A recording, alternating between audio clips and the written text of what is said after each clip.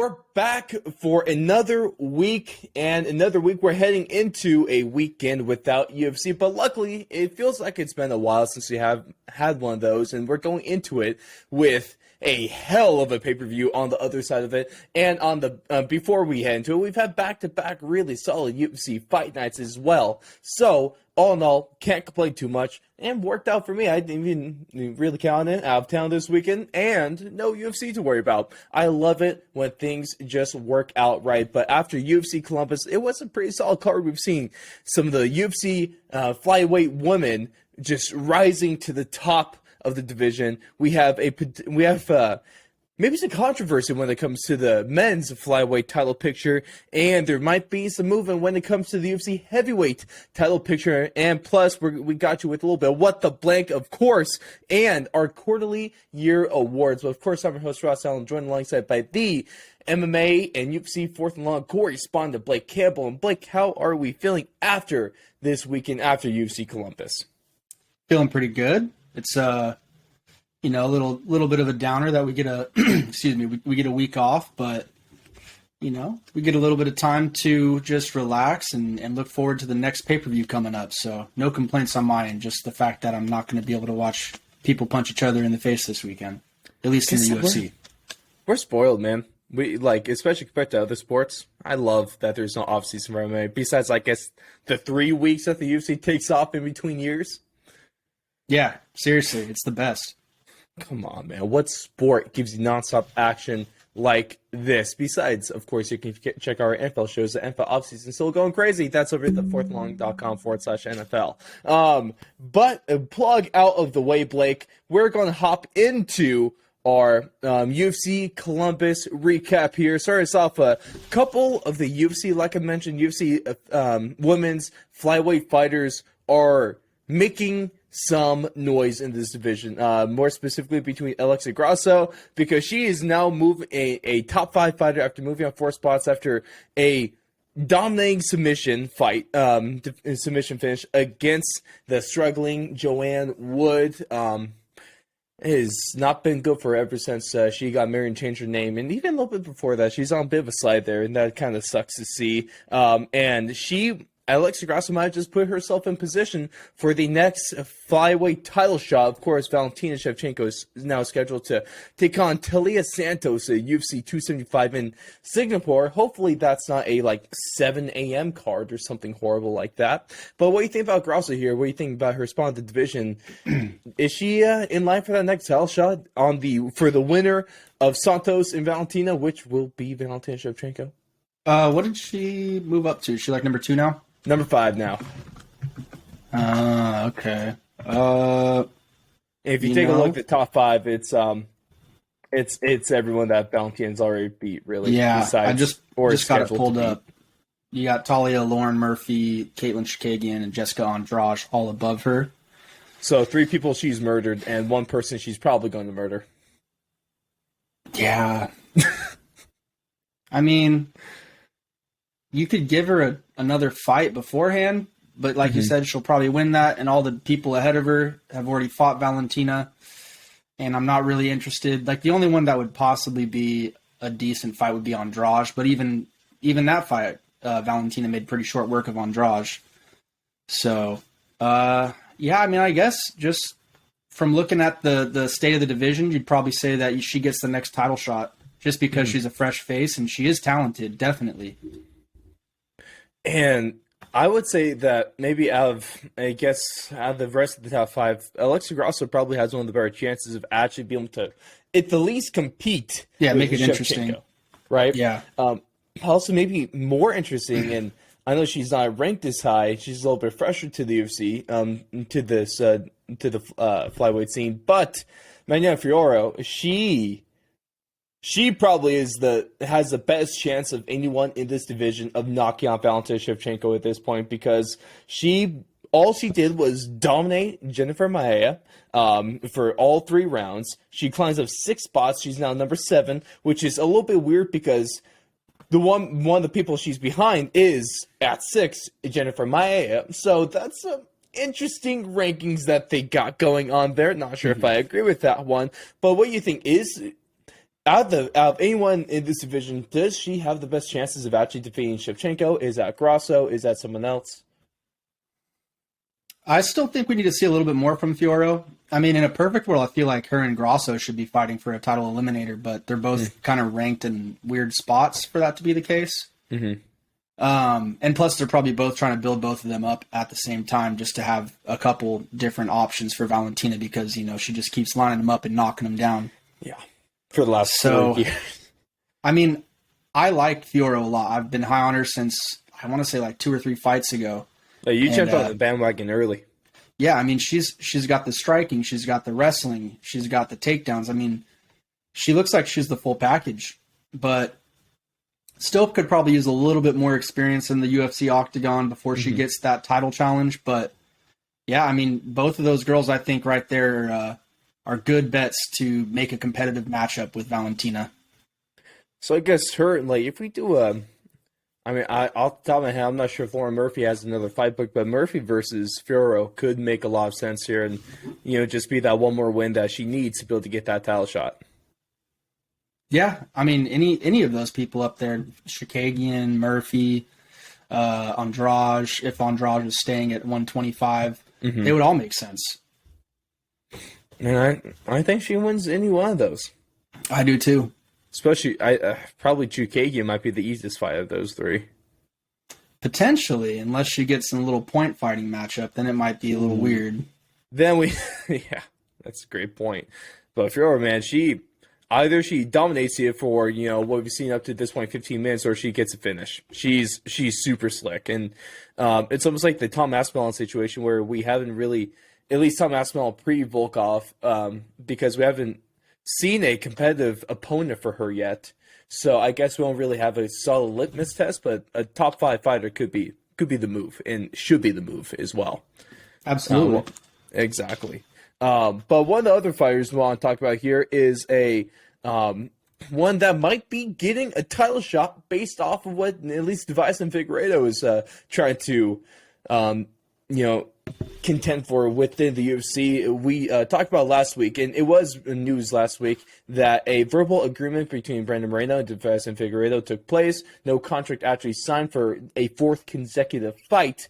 But that's what everyone assumed was going to happen, and I thought it was a little bit weird that they were going to do it before this Askarov in France fight, Cara France fight, and apparently so did Figueiredo because he's now calling for Kai Cara France. Because real quick with this fight though, Kai Cara France looked like a freaking animal against Askarov, and as though Askarov he clearly had the advantage on the ground, he hardly could get there because Cara France's defense is pretty solid, and he was piecing up Askarov for the most part on the feet, which was really fun to see.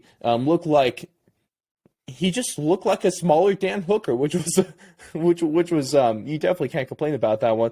But now Figueiredo calling for the title fight to actually be with Cara France. What do you make of this whole situation? Seems like it might turn into a bit of a mess for the UFC here. Yeah, it's really weird. I haven't really looked into the claims that Davison made.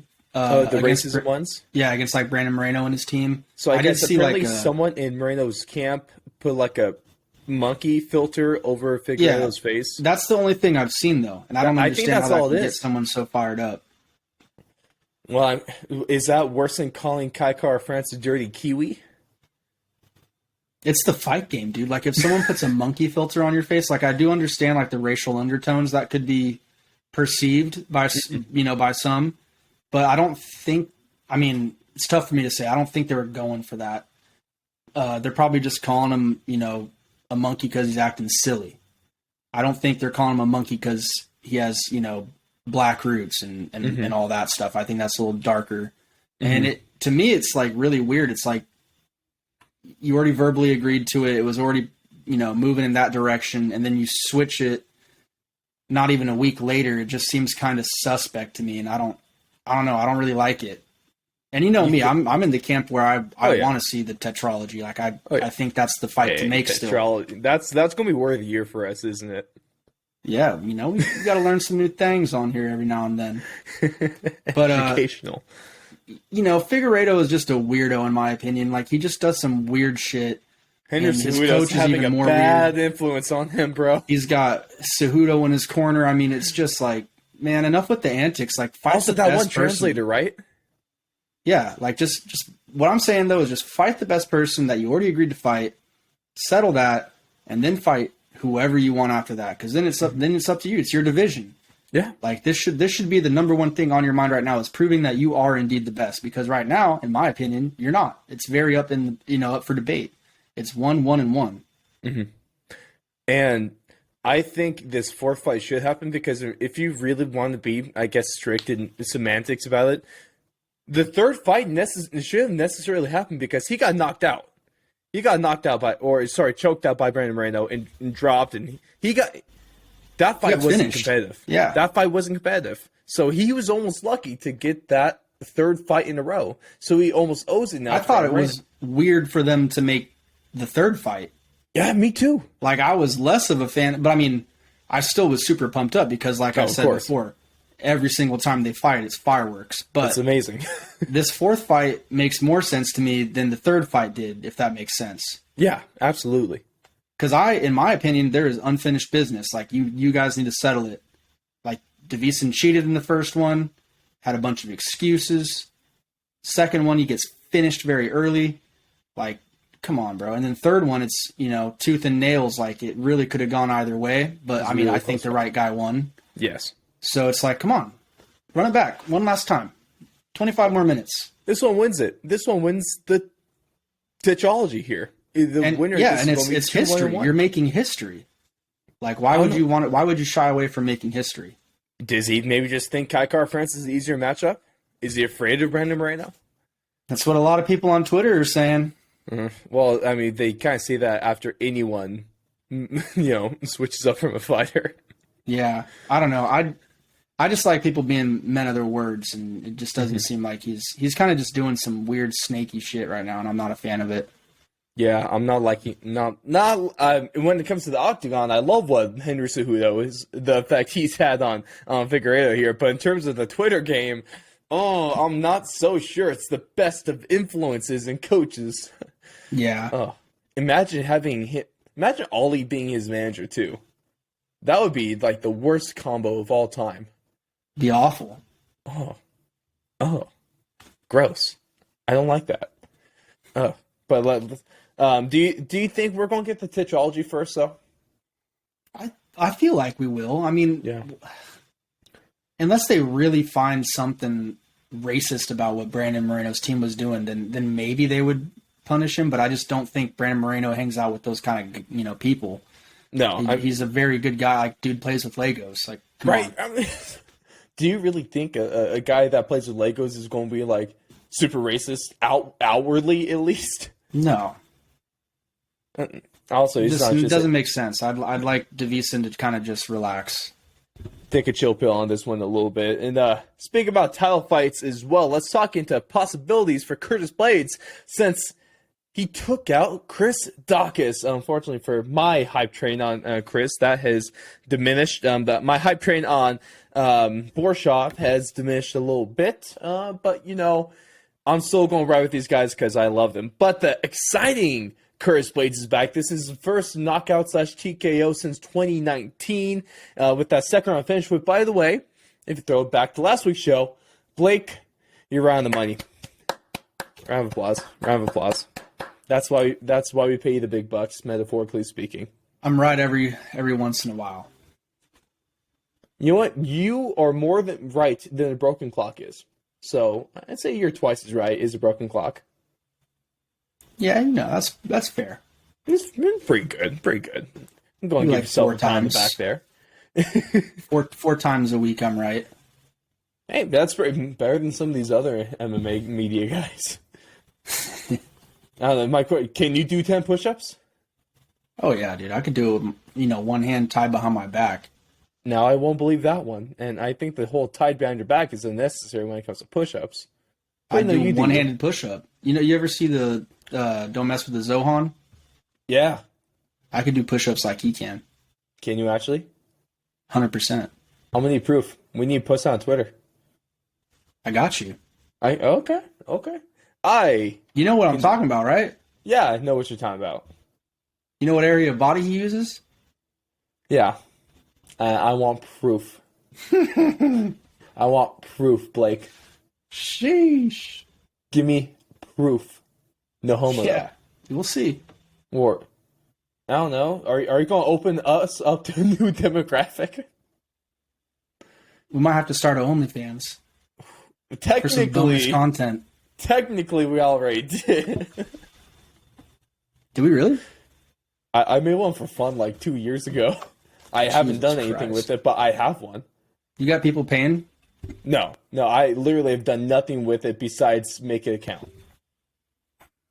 Well, then it sounds like we don't have an OnlyFans. Technically, we do. It's just not an active OnlyFans. That's It's more like an unacceptable. only fan at this point. That's no fans. Sorry, only no fans. We'll get Whatever. there. Let's stop talking about that one. But Curtis Blades successfully knocked out Chris Dawkins, ended him in the second round, and he is now calling for a shot at the interim heavyweight championship against, he talked about Cyril Gane first, called him out, and then he called out Stipe Miocic because, of course, he was there in the crowd, the hero of Ohio. So, who do you think he fights next? Is it for the interim belt? And also, just another question out there. Do we even necessarily need an interim championship to be on the line again? Well, it just sucks because Francis is out for like at least a year, probably. Like another 9 months. Yeah, it's going to be more than 9 months, though. I guarantee he won't be back in 9 months. I guess he'll be heading to camp in 9 months. I would shave my head if he fought in 9 months. No way he fights in 9 months. Yeah, so He's even in the UFC in 9 months. So he kind of has the division tied up. I could see an interim belt just to kind of build some hype behind the next, title fight that does happen. But there's no way it would be Curtis Blades. And I mean, unless Stipe or Cyril Gane doesn't want that chance, there's no way that Curtis Blades is going to, jump over them. Because right now I think it's John's to lose, right? Like, this is his chance to lose. And it's either going to go to Cyril, but I doubt it would go to him since he just fought. They're probably eyeing Stipe versus John Jones. And it's been like 2 years in the making, I think. So let's see it happen. I mean, I really would be looking forward to that fight because that would be the best heavyweight of all time, in my opinion, still, until Francis gets a couple more defenses. Versus the best light heavyweight of all time. Like, that's still going to be a really big draw. And if you put an interim belt on the line for that, that's money. Like, just go print some money. Absolutely. I mean, we saw what John Jones put on his Twitter earlier, is he is fully committed to the heavyweight. He's totally leaving light heavyweight behind. So, of course, we've been kind of saying this for about 2 years now, so I will take this tweet with a big old grain of salt because I don't care until he actually signs a contract. But I do agree with you. I think it's probably going to be Stipe versus John Jones for the interim belt. And I guess we just do Gane versus Blades in the meantime without the belt being on the line. Yeah, that'd be a rough one for Gane. Would that be his, in style wise? Would that be his hardest matchup yet? Oh yeah, More than John or. But it's weird though because MMA math doesn't always work. Like he might be able to figure that one out before that matchup gets created because he's beat Derek Lewis, all that kind of stuff. But we saw what happened when Francis did a little bit of wrestling against him. Like, he was pretty much a fish out of water. Yeah. So that would be a terrible matchup, in my opinion, at their stages of careers right now. I probably give Blades the edge, really. I mean, and with his strong wrestling base, I almost give Blades the edge against every heavyweight. It just kind of depends, does he get caught? Him versus Inganu right now would be really interesting. For the third time? Yeah. Blades versus Inganu? Yeah. Yeah, I don't know about that. Inganu has his number, dude. That's a good point. I guess this fight somehow feels a little bit different, but also maybe not so much because Inganu can apparently wrestle now. Can he out-wrestle Blades? Cyril Gane got out-wrestled by a one-legged Francis Ngannou. I don't know if that would go I'd probably go even worse on the ground against the Curtis Blades. Yeah, and it sounds like Tai Tuivasa is going to be tied up with Aspinall, Which is a kind of fantastic surprising. fight. It's a fantastic fight, but it's usually like, man, you don't see the two kind of rocket ships getting placed on each other's, dinner plates like that. Usually it's someone else that they kind of go with. But I'm here for it. I love it. I love all these potential matchups. Absolutely. So I think right now in the heavyweight division, of course, Ngannou's the champ. We have Ngannou 1, Miocic at 2, Tuivasa at 3, Blades at 4, and Aspinall at 6. So do you think we do like Aspinall versus Tuivasa, Blades versus Ngannou, Miocic versus John Jones for the interim title? Is that, you think, 3 more likely matchups? I think those are probably the most likely matchups. The only one that I could see maybe switching is like maybe they'd give like Blades Aspinall or something like that. I don't know. Or maybe it would be Blades and Tuivasa. I don't know. Blades and Tuivasa. Huh. Be interesting. Would that be similar to Lewis and Blades? Potentially. And I think Blades has fought Mark Hunt too. If I'm not mistaken. Tuivasa is just a better Mark Hunt. Well, could well be on his way. I would say right now Tuivasa is a better version of Mark Hunt. He's had some really freaking good performances as of late. And we saw that training footage of him with standing Mark Hunt. I don't know, man. He has the chin. Just maybe needs a couple more walk-off style KOs and he'll have his number, right? Yeah, maybe a couple more walk-off KOs and he'll be the number 1 for sure. Man, Mark Hunt walk-off KOs are one of the greatest things in MMA history. Even though Dana White probably hates him now. Yeah, well, when you sue the Uncle Dana, he probably doesn't like you very much. Yeah, I wouldn't be too surprised about that one, but that's going to wrap it for our coverage of UFC Columbus. Let us know your thoughts on that one in the comments or over on our socials. Is Kai Kara France versus Diaz and Figueiredo actually going to be the next flyweight fight? Is Fiorot the best prospect in the women's flyweight division? And what is going to happen for the UFC title, heavyweight title picture? But with that being said, we're going to take things on over to What the Blank with Blake, as in this segment, it's one of the best ones, or if not the best one, because we have Blake filling in the blank of 3 statements that have a blank in them, and it's up to Blake to fill in the blank with either a word, a paragraph, a sentence, a grunt. I don't care. It's up to Blake to fill in the blank. So, Blake, are you ready for What the Blank? Yes. It's getting better every time. Come on, you gotta be at least a little impressed that I don't stumble on that. I'm slightly impressed. From you, Blake, that I'll absolutely take that. It takes a lot to impress me. It is. You're kind of a dick. Wow. I appreciate those kind words. That's what you get for being a Raider fan. I thought we were going to leave that out of the discussion today. Have we ever left out of the discussion? Didn't want to ruin your night, by just taking a big old poo on you again. My night's always always ruined. Pretty sure we won like the last 5 times we played against you. You guys suck. Yeah, but things might change this year. You cross your little toesies and your little fingersies. You mean like pray this? to your little Jesus. I will pray to my huge Jesus. Yeah, well, good luck, bud. Hey, we got You're Russell gonna owe me Wilson. money. I got a Jesus quarterback now. The Broncos cannot lose. I have a Jesus quarterback. Oh yeah, Derek Carr is a great Jesus. He's actually a really Jesus quarterback. He preaches. Yeah, no, I love Derek Carr. Like on the side note, I really respect Derek Carr as a leader and as a quarterback. He's great. Yeah, I just want to see him throw a lot more touchdowns this year. Devontae Adams might be able to help you out with that one. We'll see.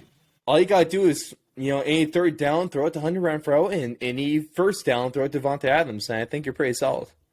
You got Darren Waller too. Don't forget about that. All right, he's second down. Darren Waller for second down. Yeah. You got a receiver for every down. Yeah, that's pretty damn good. But speaking of MMA, let's talk about this because, of course, Blake's favorite fighter in the world and future husband is Sugar Sean O'Malley. And it's come out this week that Sean O'Malley has some fight news scheduled for what looks like possibly UFC 274 taking place in Arizona, of course, his home state. No exact date has been announced, no speculation, and no opponent has been announced. But Blake, the first statement of what the blank for the show is that Sean O'Malley's will fight blank next. Shit. It's tough to say because O'Malley's ranked number 13 right now. So you got a lot of dudes ahead of him, obviously. You got Ricky Simón, Frankie Edgar, Song Yadong, Pedro Munoz, Marlon Vera, Dominic Cruz, Merab, Rob Font, Corey Sandhagen, Jose Aldo. I mean, he's not going to touch any of those guys. No. I'd say the more realistic area would probably be like the Pedro Munoz, Song Yadong, Frankie Edgar, Ricky Simón area. If I'm Sean, the one that I would be really probably wanting is Pedro Munoz. Take a name for a fairly easy fight given what's happened recently. Yeah, and then you just take his spot, right? Like you'll be for sure number 9 or 10 after that fight, at least. Because I think Pedro's ranked number 9 right now. So if I had to, if I was Sean and I was picking the fight, and I think he's been calling for this one for a long time, it would be Pedro. But I could also see Ricky Simón. I could see a Ricky Simón fight. Weren't but they I just talking about that a little bit, like in terms of talking about each other? That was when. Shoot, when was that? It was whenever Sean had that opponent that canceled. That wasn't the Moutinho fight, was it? That was pre-Moutinho, before Moutinho filled in, right? Well, yeah, but I'm saying like for that fight, like that was when they had the little squabble, I want to say. So it's been brewing since last July. Yeah. But I just don't think they'd put them together. That'd be kind of surprising.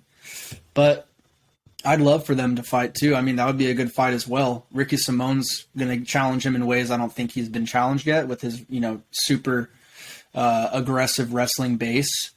So that would be interesting to put Sean through that test and see, okay, like what if you come up against a guy like kind of Cody Stamann Merab level, like what are you going to do in this situation? But also if he fought Pedro, that's going to be a guy that's been there, done that, fought the bigger names in the sport, had a really competitive fight against Dominic Cruz recently. That would be really good for him as well. That would probably be the one that I would angle for if I was his team, would be Pedro. Going for the easiest fight with the highest chance to move you up in rankings for, like you said, lowest risk. Go and get some decent money for that one. It's a great name. Well, it might not even be the lowest risk, but it's definitely the highest reward. In terms of risk versus reward, this is probably the best matchup for him. 100%. Because Ricky Simón, you lose that, and it's like, wow, like you're a scrub. No offense to Ricky. If Ricky wins that one, then woo. If Ricky wins that one, then he takes the hype. But he's not going to get. I don't think he's going to get the Chris Moutinho treatment. His followers aren't going to jump like that. No. So, because that's just, I don't know. It's just unless he knocked him square out, then it'd be a different story. But I just don't see that happening. Pedro Munoz, I think that'd be a really solid scrap there. Of course, last week we got I think it was over the weekend. Nate Diaz has kind of actually requested his release from the UFC since they're not getting a fight together for him, even though him and Dustin Poirier have apparently been calling for one for like the last 6 months. And that is probably the easiest fight in the world to book at this point. But with that being said, the second statement is that Nate Diaz's next fight will be with blank. I mean, the easy answer I would think would be Dustin, because there's a lot of heat behind that, and it's been talked about for like 2 years now, maybe 3 years at this point. I can't remember the first time they were in Madison Square Garden or whatever when they were supposed to fight.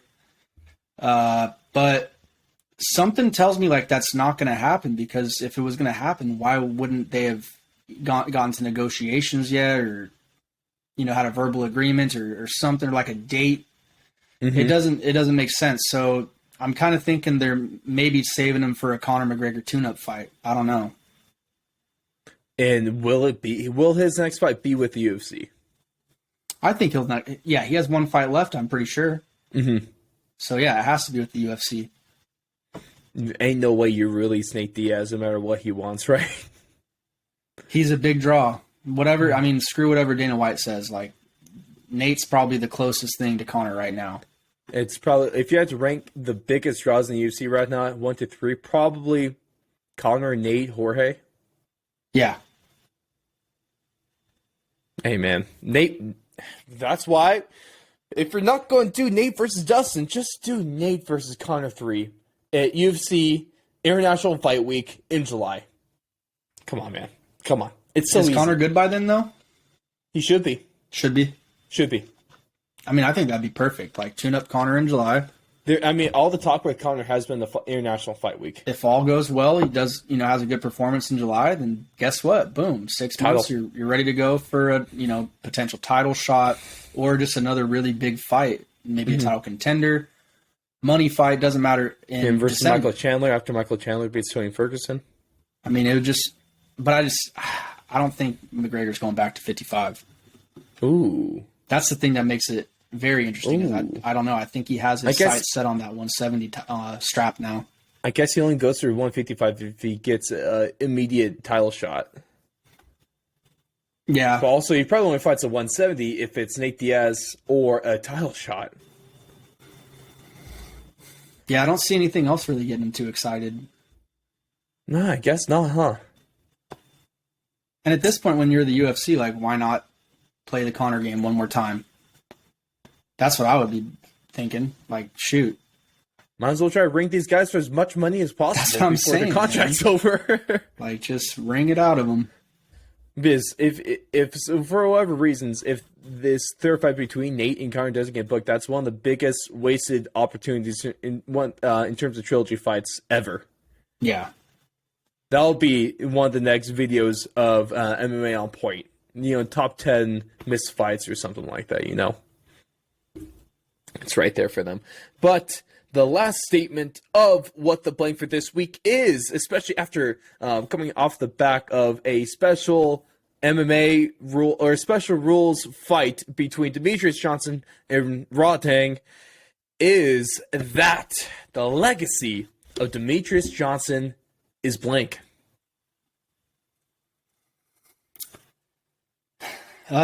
Pretty solidified, I'd say. I mean, he barely loses. Like, that guy's a stud. I mean, multiple time world champion in the UFC. I think he's gonna hold that record for a while. I'm pretty sure he broke Anderson's, right? Yeah. Yeah. So most he'll defenses, longest reigning. Yeah. So that's great for his legacy. And then he went over to ONE, and now he's fighting. He's technically a flyweight, but really a bantamweight. He's fighting these bigger dudes and still holding his own. I think he's only lost like one time over there so far. I think there's a knockout in the title fight. In the title fight. So yeah, I mean, I think this guy's legacy is pretty solidified at this point, and he's still adding to it. So it's impressive to see. Like, this guy is just really a chameleon. Like, he can just go and adapt into whatever environment he finds himself in. It's impressive as hell. His ability just to find a way to win in, just whatever he does is crazy. And that was a great showing in that mixed MMA fight where he held his own in the Muay Thai. Obviously, he was not going to be the better fighter in that rule set. But when it came to MMA, man, it wasn't close. Yep. Rodtang got choked the F out, put to sleep, 9-9. That's the only way you're ever going to beat him. Ain't no way you knock him out. Yeah, he's going to choke him out. He's a stud. Both of those guys are studs. So that was a cool little match to see. I'm really glad they did that. And if anything, I think we should do more stuff like that. I think it worked out great for either fighter. Yeah.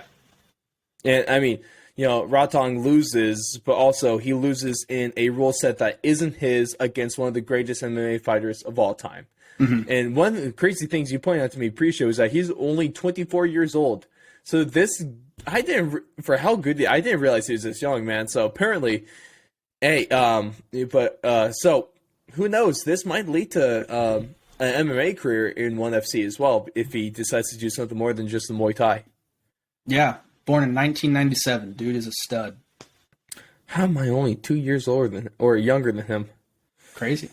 Oof. Wait, you're younger than me? Oh, yeah, you are. I forget. Yeah, I'm 99, baby. I'm 94. 94. You're an old ass man, is what you are. Respect your elders. I'll pick and choose. Yeah, well, then I quit.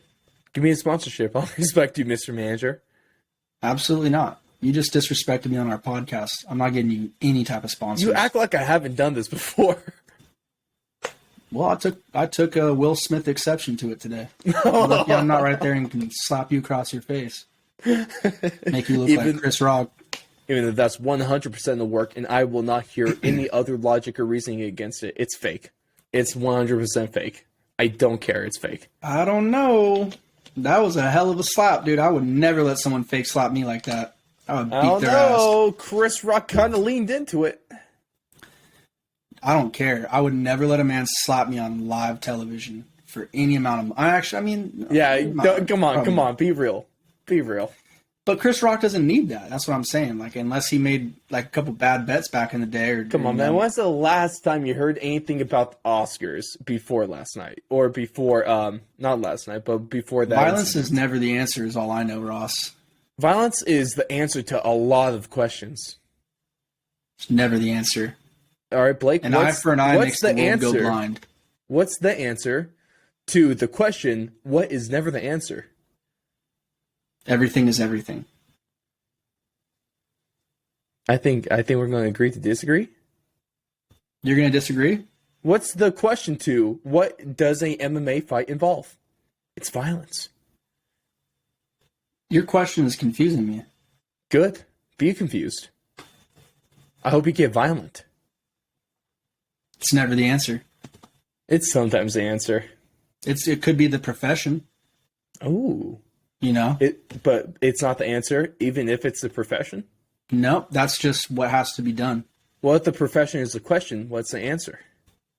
It's not a question, though. That's a demand. That's like, you know, but you're the in demand demand for is that the type question, of work. so what is the answer to the violence? It can't be a question, though, if it's literally being done. It's a process. But violence with the question is the answer. The profession. I am stroke. Do you smell burnt toast? I'm not even in Idaho. How would I smell anything you're smelling? It's a stroke joke, Blake. It's okay. A stroke joke? Yeah, it's a stroke. Do you just be like hanging out with old people or something? Do you not know about that with strokes? If you smell burnt toast, that's not having a stroke. Well, then I definitely needed to know that. Yeah, I might have a stroke one day, but I didn't know that. There you go. I thought it was if your like face starts freezing up, or like one of your side of your body's. Then it's probably like too numb. late. It's probably too late. No, you can still say get me to the hospital. Mm-hmm. Still got a chance. There's a chance. Just so you know, don't smell burnt toast. That's the thing for everyone out there. If you smell burnt toast, I don't know. Call someone. Yeah, press your life alert. You guys don't have life alert? Unbelievable. Can we get sponsored? Is life alert still a thing? I haven't seen one of those commercials for a while. Oh yeah, it's definitely a thing. Okay. Respect. I hate those commercials. You get them too damn often. But that's going to do it for What the Blank with Blake. Of course, give us your thoughts on those statements and what you fill the blank in the comments or hit us up over on our socials, of course. But we're going to get into our last segment here, and that is our quarterly year awards. What we're going here, we're about 3 months in. Not exactly, but shut up. We don't have a card coming up this weekend, so I had to fill it in with something, of course, and we're going to do this. And also, we're not going to get a chance for a little bit, for like, I guess, a week without fights. Not a bad thing. So we're going to do it now, and what we got for you guys this week is 4 awards, and that's Card of the Year, Finish of the Year, Fight of the Year, and Fighter of the Year. And so we're going to start things off with, of course, the Card of the Year. So, Blake, so far, what do you think has been the best card? We've had some good ones. We've really gone off to a good start this year. You took my pick, so I had to do something else. I was, looking through the cards that we've seen this year earlier, and UFC 271 was probably the the one out of the rest of them that I probably was most impressed by. I mean, we had Tai Tuivasa versus Derek Lewis. That was a fantastic, KO. So good. Jared Cannonier kind of coming back in the second round after Derek Brunson was kind of kicking his butt in the first round. Renato Moicano had a very impressive performance against Alexander Hernandez. Bobby Green looked, fantastic against Haqparast. And that's just a good fight in general. Even the Izzy and Whitaker fight, I mean, it wasn't a great fight by any means, but it was still a chess match, and it was still technical and intriguing, I guess. It was nice to put that rivalry. That you and not as good as the chess match that your friends had a couple weekends ago. No, not at all. Nothing can top that. And even on the prelims, I mean, we had Kyler Phillips with an impressive performance, getting a submission in round 3. Casey O'Neill and Roxanne Modafferi went to war. Arlovsky back in the dub column. I mean, legend. So I think out of the rest of them, that was probably the top to bottom, like, most entertaining and fun-filled card for me. That's fair. I think the one that at least I'm probably going. This one's probably the answer for 90% of the people out there, especially those overseas on the other side of the Atlantic, and that is going to be my pick is UFC London, just because top to bottom, this was just a really fun card filled with great fights, but also. Not gonna lie, the fans definitely played a huge role in this. The atmosphere of the night was unlike anything we've seen for a while.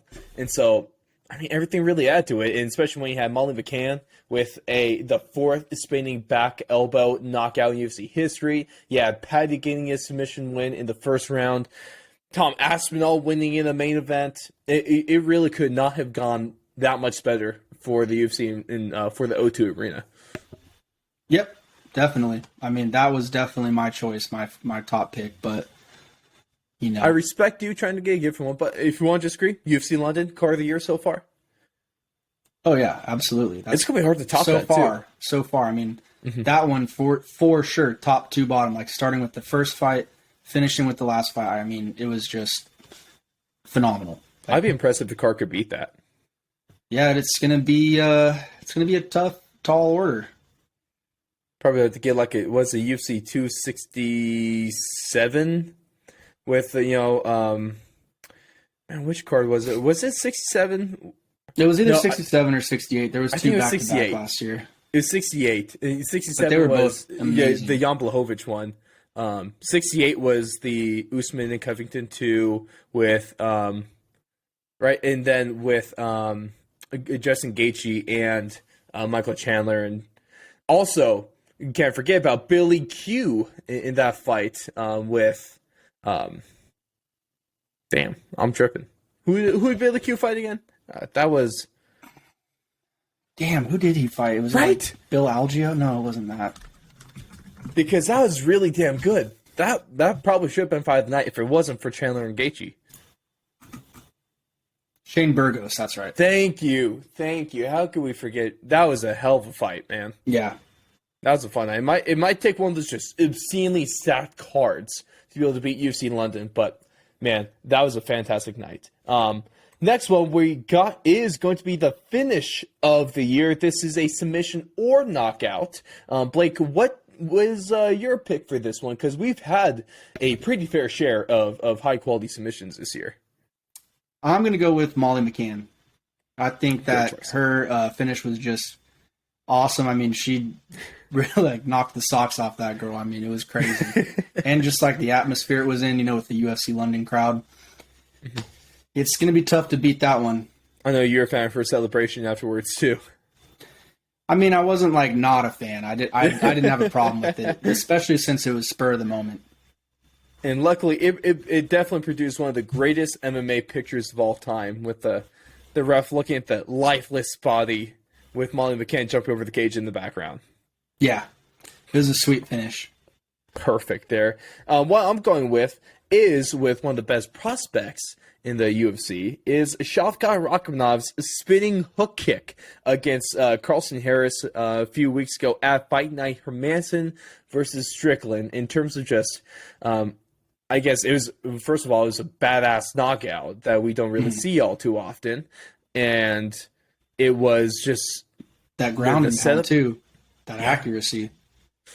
insane, but also for like this prospect building line as well, and continuing the hype train, like everything really just built into it as well, and was definitely the high point of that night. So but Molly McCann, dude, definitely great one there. I freaking love it.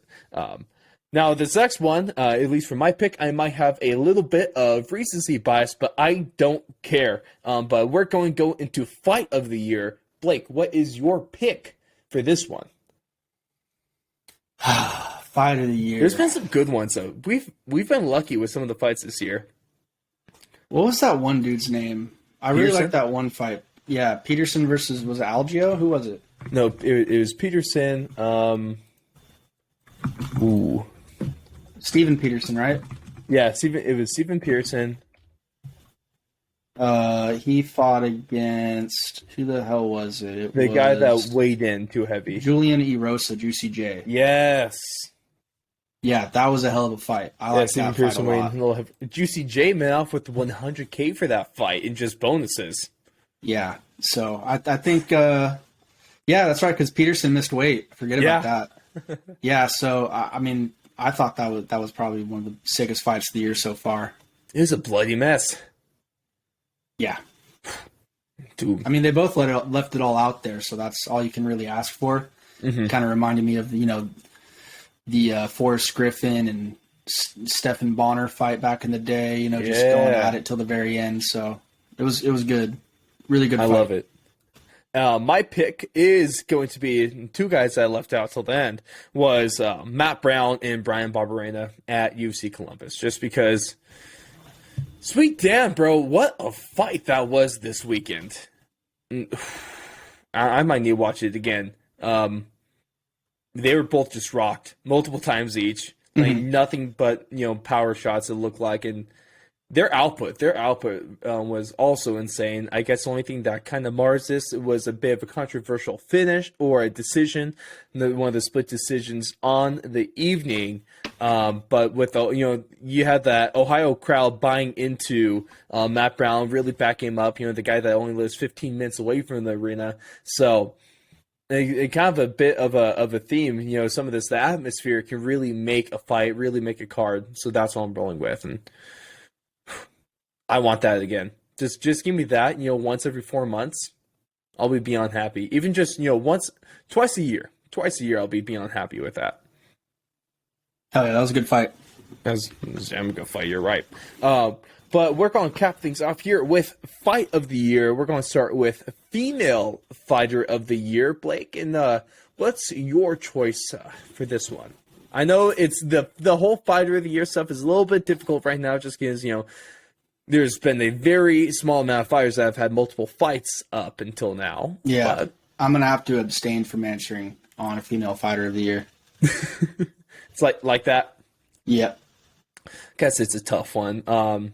Who would you go with for male then? Francis Ngannou. Beat an old teammate, got another title defense, added a ruby to his belt.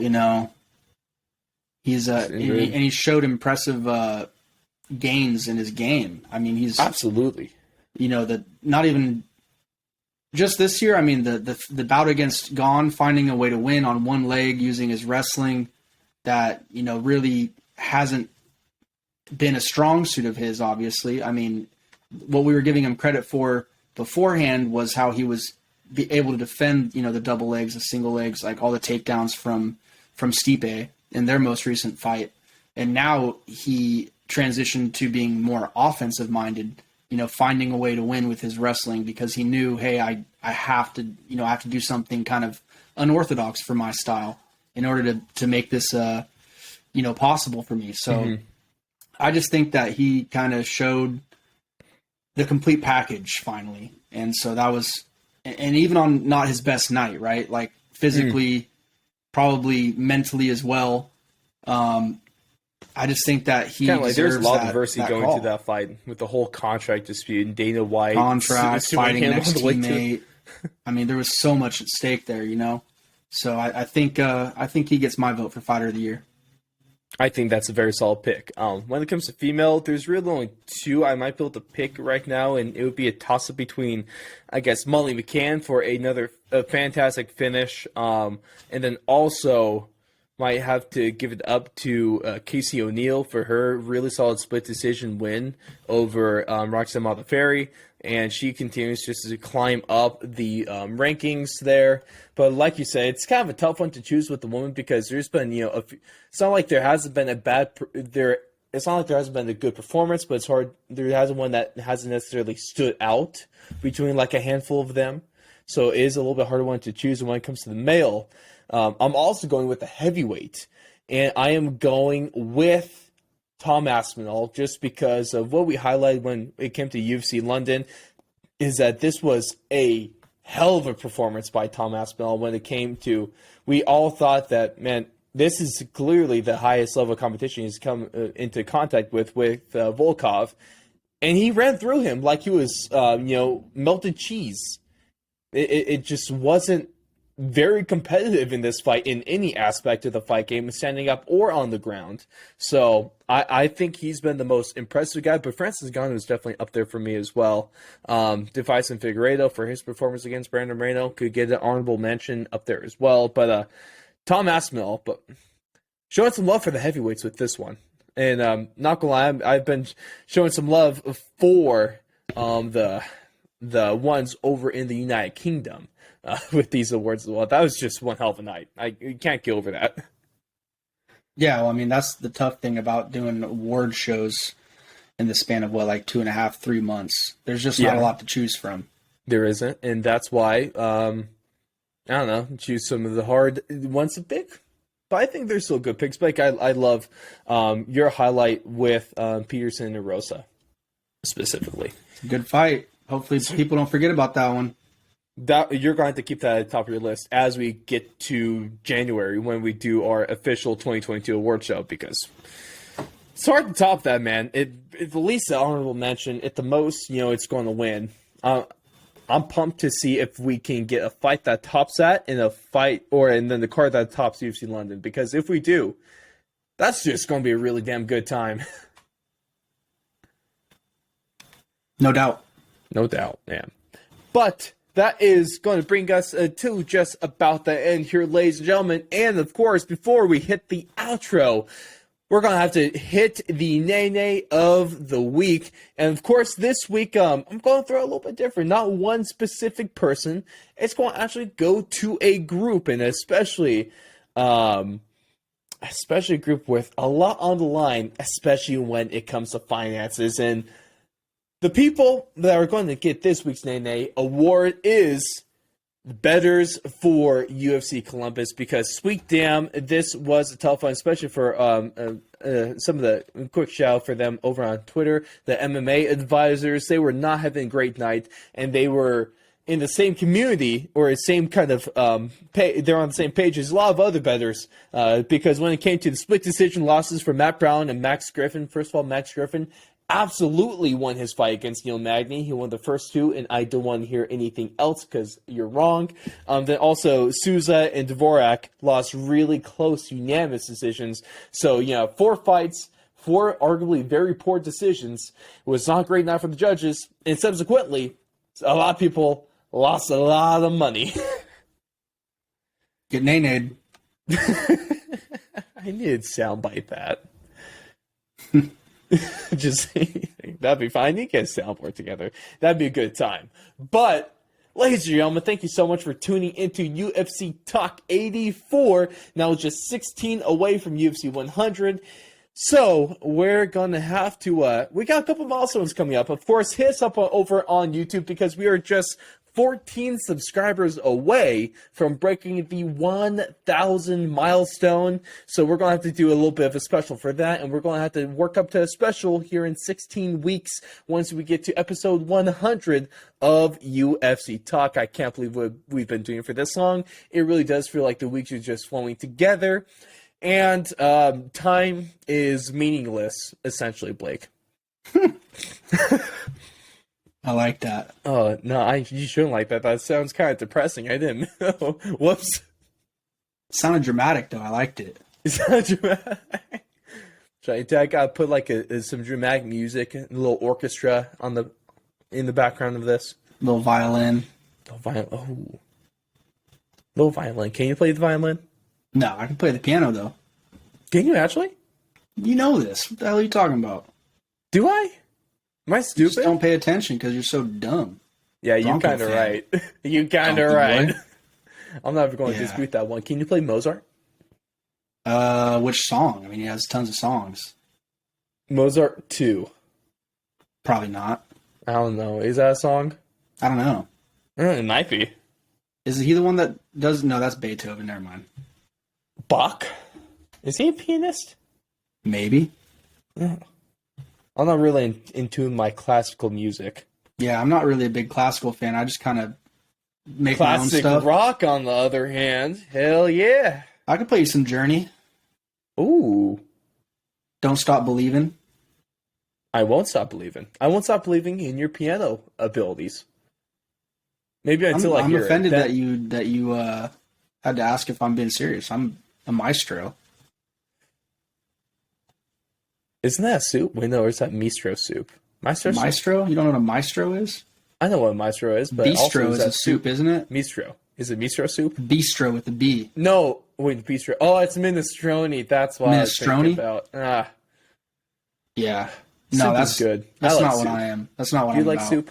I like soup. I like minestrone. Minestrone with a little French bread. Sourdough doesn't matter. Oh, give me some sour. Oh, hey, rosemary garlic bread. Yeah, is 100%. fantastic. I'd eat that. We're going to go make some garlic bread. Is garlic bread the best kind of bread? It's up there. I mean, it depends if you're like, are you going for savory, sweet, or like? I guess savory. I'm not a huge fan of sweet breads. Because there's some like zucchini bread out there that's pretty bomb. There's like some, I don't know if you would refer to like coffee cake as some type of bread because it comes in like a loaf, you know? I guess, yeah. There's some good stuff out there, but I love garlic ciabatta. bread definitely is probably, at least, if it's not number one, it's at least number two. That's fair. Hey, for sandwiches, I think ciabatta bread is highly slept on. Ciabatta bread, I used to be a big fan of that. I don't know why I don't get it. No, I think it's just because it doesn't last as long. No, bro, You it know? lasts like 3 days and then it gets Yeah. moldy. It's horrible. Yeah, so you gotta eat that like in a row. Like, Hey, one bread take I will always stand behind is that rye bread is horrible, and I hate it. I absolutely hate it. is that the one with like the swirls on it and shit? Yeah. Yeah, that's not my favorite either. It's but it's gross. not like I don't like hate it, but it's I wouldn't order I it. will go ahead and say that I hate it. I like wheat. I like sourdough. I like wheat more French. than white bread. Like when it comes to sliced bread, Dutch wheat is better than crunch. white. Dutch crunch, bro. Yes. Did I ever take you to Sandwich Spot? Yeah. Yeah. Well, I don't Awesome. know if we went, but I've definitely been there. Remember when I stole the Mr. Pickles? Mr. Pickles sucks. Oh. I thought it was good. I always got the Porky Trash. Pig. Porky Pig on Dutch Crunch, bro. That's turkey, ham, bacon on Dutch Crunch. Nah. Nah? Just Mr. Pickles sucks. Fine. The sandwich spot's good. Yeah. You Yeah. can do the same sandwich there and I'd agree with you. Yeah, okay, fine. Sandwich spot, turkey, ham, bacon on Dutch Crunch. That would be a number 2 probably. At my shop, it was called the Dominator. Oh, the Dominator. Turkey, ham. Wait, you said turkey, ham, and bacon? Turkey, ham, and bacon. Oh no, I'm talking. This one was just turkey, bacon, avocado. That was like the most popular sandwich, bro. I swear to God, I made like 20 of those every freaking day. Hey, the thing about the sandwich spot though is that it will always be my favorite sandwich place because they fill you up with the meats. You know, they don't. It's no Subway. No where skimping. It's not 90% bread and 10% meat. Yeah. I think it's close to a good 50-50. I'd rather have an 8-inch sandwich that's packed to the brim with everything you want, and it's got the gourmet, you know, kind of setup rather than having a little bit more bread. And yeah, Subway just never really hits Subway it right. sucks. Like I think Subway stopped hitting for me once maybe like sophomore, junior year in high school hit. I was like, this isn't Do you remember it. Quiznos? I was never a big fan of. I maybe went there like 2 or 3 times in my life. Yeah, it was out of pure necessity. Like there was no other sandwich spot. We were like on a soccer tournament or some shit, and that was the only like either that or Togo's. That would be like worst case scenario. Oh, Togo's. Oh, yeah, Togo's. I kind of forgot about that. I used to get the meatball sub at Togo's. That was pretty damn good back in the day. All I know is that anytime I needed a sandwich and I wanted a sandwich spot, absolutely. And Bel Air, the grocery store, actually doesn't have a bad sandwich and deli section. Same with Nugget. Nugget's hella good too. Nugget's pretty good. Everyone's gonna be so confused with what we're talking about right now. I just got going. Sandwiches, bro. Sandwiches are great. Oh, they're probably top 5 foods of all time. Turkey bacon melt on sourdough. Yeah, that's good. I would one thing that can really set your melt salami over the top, melt. One thing that sets your melt over the top, pesto sauce on the inside of the bread. You like cream cheese? Maybe not on sandwiches. I used to make this shit where I would do salami, but like cream cheese, and then I would put like pepperoni peppers, Oh. And maybe some like onions and maybe jalapenos if I'm feeling crazy. I guess I'm not a huge salami guy. And then some pepper jack cheese on top of that bit. Pepper jack, there we go. And then you put the bomb sauce on there. You know what the bomb sauce is, right? It's like the jalapeno sauce. Bomb sauce. Yeah. Hella good. Oh man, pepper jack cheese is it's a tier to S tier cheese. I'd say S tier. I'm putting cheese. Are we gonna have to do a cheese tier list? A bread tier list? On our OnlyFans. On OnlyFans. We could do some food reviews. Oh, are we going to have to eat the food all sexy like? Yeah. Some marinara sauce rolling down. You gotta deep throat the sandwiches, you know? Oh. Take the biggest bite possible. As much as you can fit into your mouth. Don't spit anything out. No, you know what spitters are.